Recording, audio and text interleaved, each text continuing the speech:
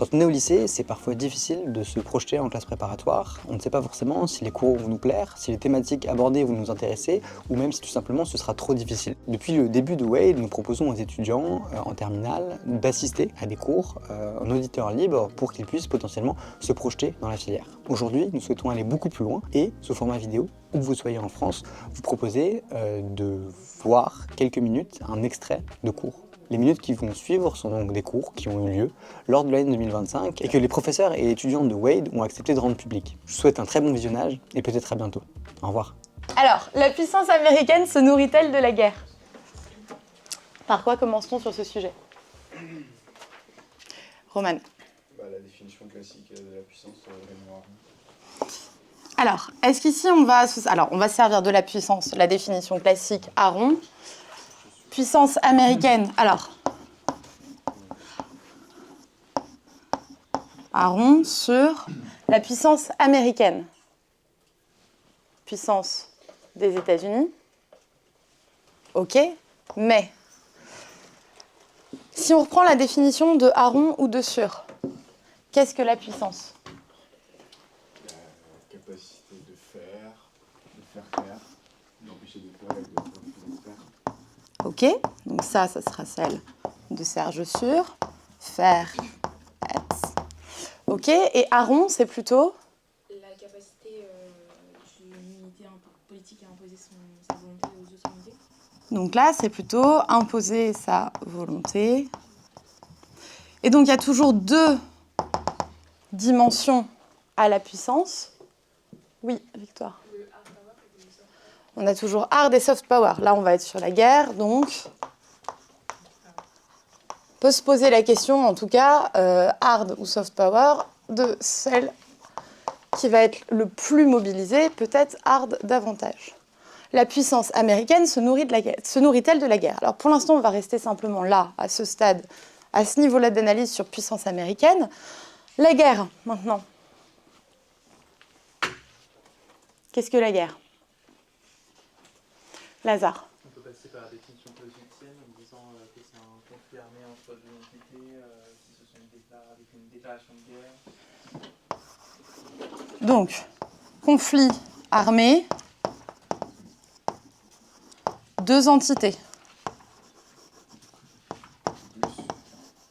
Ou plus, en tout cas, entre acteurs déclarés. Est-ce qu'ici, c'est la seule définition de la guerre qu'on va garder? Est-ce qu'on va se restreindre à celle-ci? Oui, Raïm. Même de manière plus large, parler d'une période d'absence de paix. On peut parler de façon plus large d'une absence de paix. Je dirais parce qu'on parle de guerre contre le terrorisme, pourtant la guerre traditionnelle est une guerre déclarée d'un État vers un autre. Et là, pour le coup, il n'y a pas vraiment d'État terroriste sur lequel les États-Unis peuvent déclarer la guerre contre. Exactement. Il y a un lien en fait un peu direct entre ce sujet et le précédent, à savoir que de la même façon que les États-Unis ont une bonne tendance à avoir des rivaux partout, ils ont une bonne tendance à déclarer la guerre à beaucoup de choses. Et finalement, peut-être plus à des choses ou à un ensemble d'acteurs qui ne sont pas des États, qu'à véritablement des États. Puisque, typiquement, la guerre froide, si la guerre est censée débuter par une déclaration de guerre, on a une longue période qui implique les États-Unis dans les belligérants, qui n'a pas débuté par une déclaration de guerre, qui est la période de la guerre froide. Donc, absence de paix, plutôt, et la puissance américaine, qui est souvent dans des situations belliqueuses, ou pas véritablement belliqueuses, mais des situations qui sont d'absence de paix, mais elle est assez rarement en guerre. Quand est-ce qu'on a les États-Unis, en fait, en guerre? Au cours de l'histoire, et puis en fait, on va pouvoir se poser la question de la périodisation aussi. Oui, Mehdi. On veut parler d'autres formes de guerre, à part les conflits armés, la guerre économique ou bien les cyberguerres actuellement. On peut ajouter que non seulement on a des guerres contre, mais en plus une tendance à utiliser le vocable guerre, y compris pour des sujets qui au départ relèvent plutôt de la compétition, la concurrence ou des éléments comme ça. Donc économique, vous savez que c'est sous le gouvernement de Clinton qu'on a la War Room qui est nommée pour justement ces dimensions-là. Mais guerre, les États-Unis, Jérémy. Si on reprend depuis le début du programme, il y a évidemment la Première Guerre mondiale. Ok. La Seconde Guerre mondiale.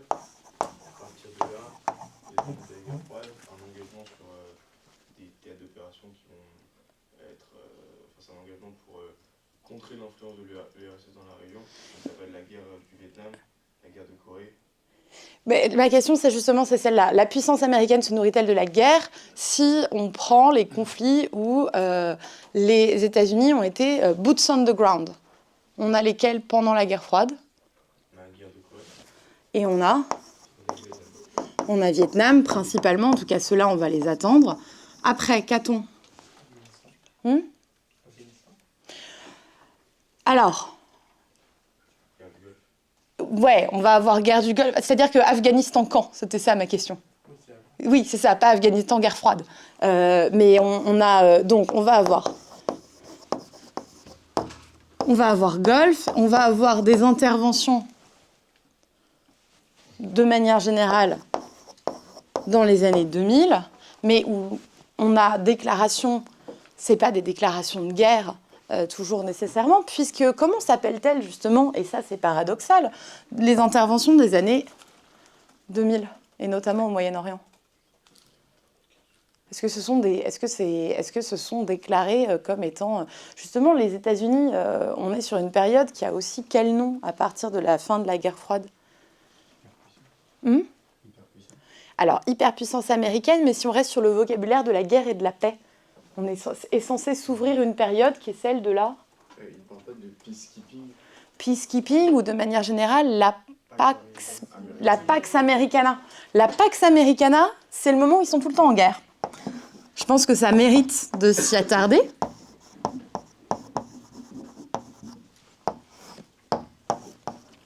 Ok, donc, et Pax Americana, au moment où ils sont tout le temps en guerre. Donc, ils ne sont pas si souvent que ça en guerre. Et en même temps, quand ils sont en guerre,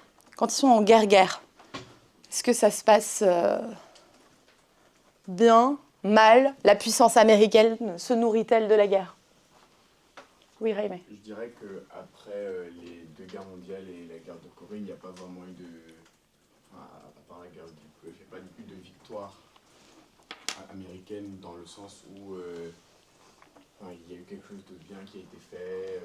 Donc globalement, effectivement, on peut considérer que quand ils sont boots on the ground en train de faire la guerre, ça révèle plutôt une faiblesse, plutôt une certaine impuissance, la fameuse impuissance de la puissance sur laquelle je vous ai fait ces très beaux schémas lundi. Ok, donc, et relative impuissance qui se voit finalement dès la guerre du Vietnam, puisque c'est de la guerre du Vietnam qu'on tire l'expression que je vous avais donnée de Gulliver empêtré. Gulliver empêtré, ok. Donc,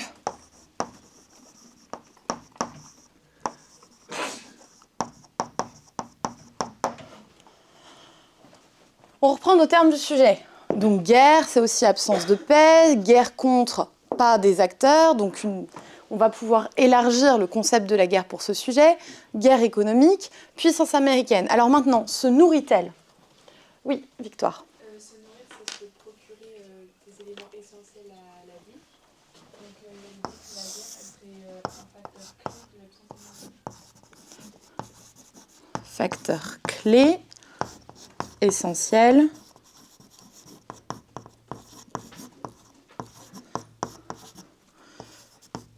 Donc, facteur clé, oui, Mehdi. Ça nourrit, il y a aussi la notion de dépendance. Il y a la notion de dépendance, ça va avec essentiel à la vie. Alors, est-ce qu'elle serait dépendante à la guerre? Ça va encore plus loin. C'est-à-dire, est-ce qu'elle ne pourrait pas survivre? Est-ce qu'elle se nourrit de la guerre? Est-ce qu'elle se nourrit que de la guerre? a priori, elle ne va pas se nourrir que de la guerre. Donc on ne va pas pouvoir faire tourner le sujet sur une dépendance à la notion de guerre. Il va plutôt falloir se demander si c'est un facteur clé et aussi... Nasra, qu'est-ce que vous voulez ajouter ? Une certaine crédibilité. Est-ce que ça crédibilise la puissance ou la décrédibilise ? Ça fait partie des éléments, alors plutôt non pas sur nourrir, plutôt sur puissance, hard, soft, plus en fait ce qu'on peut appeler le narrative power ou de manière générale tout ce qui va être l'image. Ça rentre dans le soft, non pas sur les dimensions culturelles, mais plutôt sur l'influence. Se nourrit-elle, facteur clé essentiel à la vie. Qu'est-ce qu'on peut ajouter d'autre sur nourrir, Rose ? Alimenter, c'est ce qui... Enfin, on peut prendre se nourrir au sens d'alimenter, nous faire grandir, et donc ce qui renforce la puissance. Ça va être ce qui va renforcer, effectivement. Et alors, par rapport à ce qui va renforcer, justement, est-ce qu'on ne peut pas tout de suite voir un début de paradoxe là-dessus ? Romane. En faisant la guerre, notamment contre la guerre du Vietnam, par exemple, visiblement, ça n'a pas l'air de renforcer, justement, ça les affaiblit, ça les marque. Donc, une nourriture qui, au contraire, affaiblit la puissance américaine. Donc, en fait, une nourriture nocive, une nourriture toxique. On peut essayer, si on a envie, de faire des métaphores là-dessus. Oui, Romain. Au contraire, c'est grâce à la Seconde Guerre mondiale qu'ils ont pu s'affirmer comme première puissance mondiale. Et au contraire, c'est grâce... Merci beaucoup. Donc, là-dessus, affaiblir, renforcer. On a les deux guerres mondiales. Sans les deux guerres mondiales, les États-Unis ne terminent pas 1945 dans l'état de position, dans la position où ils sont sur la hiérarchie mondiale. Et en même temps, ces derniers temps, il faudra mettre une borne à cet endroit-là. Donc, borne à définir. Et une fois qu'on a défini la borne, à partir de cette borne-là, on observe que cette nourriture semble alors quoi ? De moins bonne qualité qu'auparavant ? Nourriture qui semble en fait plutôt toxique pour la puissance américaine. En termes d'image, Irak, en termes de réaction interne, Vietnam par exemple, ou en termes tout simplement de réussite, d'échec, de conséquences en termes de nombre aussi d'hommes. Alors si on reprend sur, effectivement, là on a dit Première, Deuxième Guerre mondiale, c'est ce qui va nourrir la puissance, donc puissance hard, soft, imposer sa volonté, capacité de faire, etc., etc. Si la guerre vient nourrir la puissance américaine, qu'est-ce qu'elle vient concrètement renforcer éventuellement ? Renforcer ou ne pas renforcer ? Si on essaye de mettre un peu des adjectifs ou d'envisager les dimensions de la puissance américaine qui se verraient renforcées par la guerre, donc entrant dans un niveau supérieur d'analyse par rapport à ce qu'on a écrit sur la puissance américaine. Maya. Ça vient renforcer la puissance militaire et plutôt affaiblir leur image et donc leur soft power Alors, ça vient renforcer la puissance militaire. Est-ce que vous pourriez détailler ce que vous entendez par là ? Dans une copie, qu'est-ce que vous écririez là-dessus ? Ça vient renforcer la puissance militaire. Faire la guerre, ça renforce la puissance militaire ? Non, mais ça pousse à vouloir se surpasser militairement et donc à développer des technologies ou des nouvelles armes. Donc l'état de guerre va venir, effectivement, l'état de guerre ou la régularité des guerres va venir en fait pousser au développement des capacités militaires qu'il faut remplacer, mais au-delà du fait de les remplacer, les développer davantage. Vous voyez qu'il y a des points là-dessus qu'on va pouvoir réutiliser du précédent sujet sur tout ce qui est course à l'armement, etc. Et sujet de R&D. Qu'est-ce qu'on va avoir d'autre ? Alors, il y a même un point, donc ça va. Elle se nourrit de la guerre, développement des capacités militaires. Qu'est-ce qu'on a d'autre comme point? La puissance américaine qui se nourrit de la guerre. En termes, justement, si on prend, donc ça, on va dire que c'est très hard, si on prend du très soft en termes d'image, la guerre a quel effet sur la puissance américaine en termes d'image? Roman. C'est un peu à double tranchant, c'est-à-dire que pour les Alliés, c'est une manière de percevoir plus la sécurité pour eux, alors que pour les opposants, ça pourrait être une peur ou au contraire une envie de critiquer. En fait, c'est ambivalent selon pour qui, allié, ennemi, mais c'est aussi ambivalent selon quoi, Timon? Je dirais à l'intérieur même de la société américaine, donc ceux qui sont pour ou contre, on voit la guerre du Vietnam qui a divisé la société. Alors, pour ou contre une guerre en particulier, et ça c'est selon succès, échec finalement, mais ça peut être aussi pour ou contre selon le fait que vous êtes plutôt un tenant de l'interventionnisme ou non, puisque la puissance américaine se nourrit-elle de la guerre? Y a-t-il eu beaucoup de guerres sur le territoire américain? Eh ben non. Oui, c'est ça, on peut éventuellement considérer Pearl Harbor et c'est pas sur le territoire continental. Donc en fait, en termes d'attaque d'un État constitué, j'entends, d'un État constitué. Donc pour qui? Mais c'est aussi selon ambivalence de l'image, selon que c'est un succès ou un échec, mais selon aussi la position initiale. Intervenir dans les guerres des autres ou surtout pas?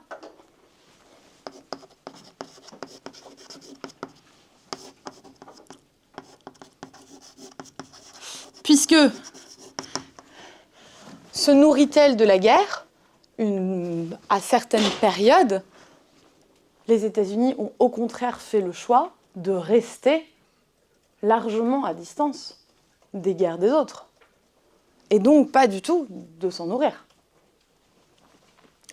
Justement à cette même période où c'est pourtant les deux guerres mondiales qui les nourrissent le plus, qui vont les nourrir le plus. Est-ce que ça vous paraît clair? Alors, ensuite, il y a peut-être un point sur lequel on peut aller encore au-delà. La puissance américaine se nourrit-elle de la guerre? Il y a presque un moment où on pourrait renverser le sujet. Est-ce que vous voyez comment on pourrait renverser ce sujet-là?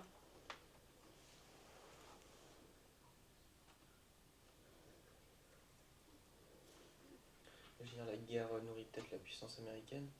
C'est-à-dire qu'il y a une sorte de cohésion nationale lorsqu'il y a la guerre et un ennemi commun, un peu un rapprochement avec le premier sujet.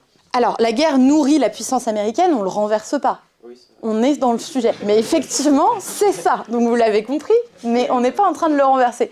Si on le renversait, ça voudrait dire qu'on serait en train de dire, est-ce que la puissance américaine nourrit la guerre? Est-ce qu'on peut considérer que la puissance américaine nourrit la guerre dans le monde? Maya? Un peu parce que, par exemple, le fait de vouloir... la course aux armements, par exemple, ça peut contribuer à que notre puissance passe de même. Et donc, par exemple, la Russie, pendant la guerre froide, cette volonté de, elle aussi, développer son... Donc, les rivalités des USA ont tendance à susciter plus d'armement. Jérémy? Non, aussi dans le sens où la puissance américaine nourrit la guerre, on voit par exemple le soutien, notamment financier, des États-Unis dans de nombreuses guerres. Par exemple, le soutien de l'administration de Biden à la guerre en Ukraine, mais aussi le soutien au conflit entre Israël et le Hamas et Hezbollah. Exactement, le soutien américain aux alliés. En fait, dans ce sujet-là, il va falloir à un moment le renverser, ou en tout cas évoquer cette idée qu'au-delà du fait que la puissance américaine se nourrit de la guerre quand elle intervient dans une guerre, elle se nourrit de la guerre parce qu'elle alimente les guerres, beaucoup dans le monde, ne serait-ce qu'en finançant ses alliés, donc finançant des belligérants. Alors, ça peut être pour effectivement la bonne cause, mais sans soutien, typiquement prenons le cas de la guerre en Ukraine, sans soutien financier américain, via quoi en Europe? Okay. L'architecture de sécurité européenne? Oui? Non? L'OTAN? Oui, voilà. Soutien américain, donc on a notamment soutien américain, ça vient aussi permettre des guerres. Et dernier point, les États-Unis, de quelle façon est-ce qu'ils nourrissent très clairement la guerre? Donc pas de l'aide financière, mais par... Les exportations d'armes. Les exportations d'armes, merci beaucoup. Les exportations d'armes. Et donc là, on est sur 3 cas où les États-Unis, sans être eux-mêmes en guerre, nourrissent la guerre dans le monde et la guerre les nourrit en retour parce que exportation d'armes, pourquoi est-ce que ça nourrit la puissance américaine? Pourquoi les exportations d'armes nourrissent la puissance américaine? Ça nourrit quel pan de la puissance américaine lorsqu'ils exportent des armes? Farah? Militaro-industriel. Enfin, en gros, c'est qui les boîtes dont on parle? Lockheed Martin. Voilà, Boeing, Lockheed Martin, Raytheon, etc., etc. Donc c'est bon pour l'économie, c'est bon pour ces entreprises-là. C'est bon parce que ça vient soutenir des alliances aussi, etc., etc. Le soutien à des alliés, pourquoi est-ce qu'il vient nourrir? Pourquoi est-ce que le soutien aux alliés vient nourrir la puissance américaine? C'est relativement simple comme question. Ça vient consolider des alliances. Et d'ailleurs, dans les moments où la puissance américaine décide de ne plus se nourrir de la guerre, décide de ne plus nourrir la guerre, décide de se retirer de certains théâtres d'opération, ça vient paradoxalement diminuer sa puissance parce qu'elle apparaît comme étant moins fiable. Et c'est la thèse de Nasr que je vous avais donnée dans The Dispensable Nation. Donc soutien américain vis-à-vis des alliés.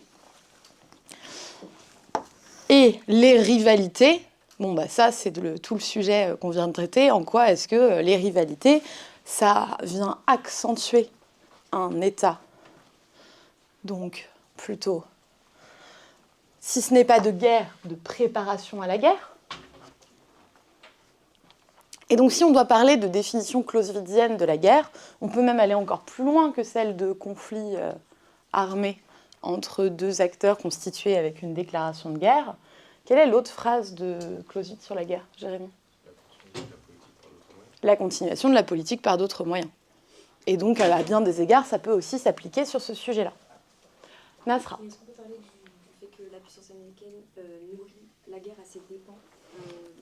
Des fois, c'est pas positif pour elle, même si elle renforce... Même si c'est quand même un aliment, on va dire ça. Oui, elle nourrit la guerre à ses dépens. Dans quel cas précis? Par exemple, au niveau des armes, j'avais dit que les ennemis peuvent utiliser les technologies avancées des Américains, les armes aussi, pour les utiliser assez... Ce ne sera pas le cœur du sujet ici. C'est-à-dire que les ennemis éventuels des États-Unis peuvent évidemment récupérer des armes sur un champ de bataille, mais ça ne suffira pas pour dire qu'elle nourrit la guerre à ses dépens. Pour parler du fait qu'elle nourrit la guerre à ses dépens, ce sera plutôt sur l'interventionnisme. L'interventionnisme, le fait d'être le gendarme du monde à un moment, et que finalement, cette situation de gendarme du monde vient affaiblir la puissance américaine. Mais c'est pas tant...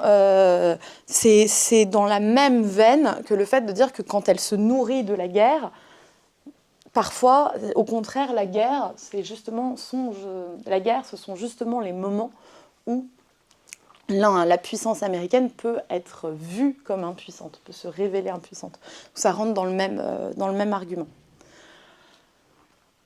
Donc, une fois qu'on a dit ça, qu'est-ce qu'on choisit comme borne chronologique de ce sujet.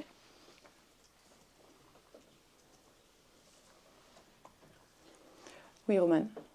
J'irai le début du programme parce que, du coup, 1913, à partir de la Première Guerre mondiale, parce qu'à partir de là, on se rendait compte que la puissance, en tout cas l'intervention des Américains dans les guerres, elle a pu provoquer, elle a pu nourrir forcément la puissance aux yeux du monde et pour elle-même aussi. On va effectivement pouvoir débuter à ce moment-là, en essayant de centrer sur ce qui va se passer après, au sens où les deux guerres mondiales vont vraisemblablement pas occuper plus d'une sous-partie. Mais on commence effectivement au début du programme. Bon, paradoxe problématique, on fait comme d'habitude, je vous laisse réfléchir à une problématique, et moi je commence à passer et à voir ce que ça donne.